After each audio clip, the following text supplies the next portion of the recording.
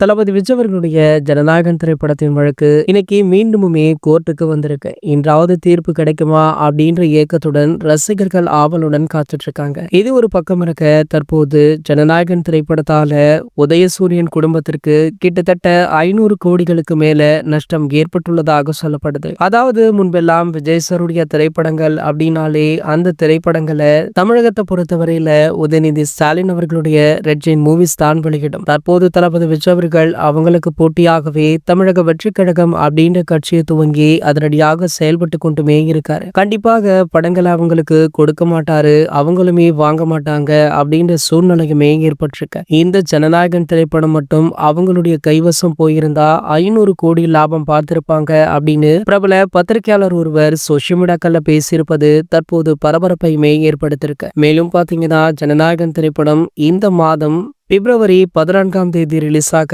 வாய்ப்பு இருப்பதாக சொல்லப்படுது. ஸோ இன்னைக்கு வெளியாகிற தீர்ப்பு பொறுத்து தான் அதுவுமே இருக்கு அப்படின்ற செய்திகளுமே கிடைச்சிருக்கு. இது போன்ற செய்திகளை பத்தி நீங்க உடனே தெரிஞ்சுக்க நம்மளுடைய சேனலை மறக்காம சப்ஸ்கிரைப் பண்ணிக்கோங்க.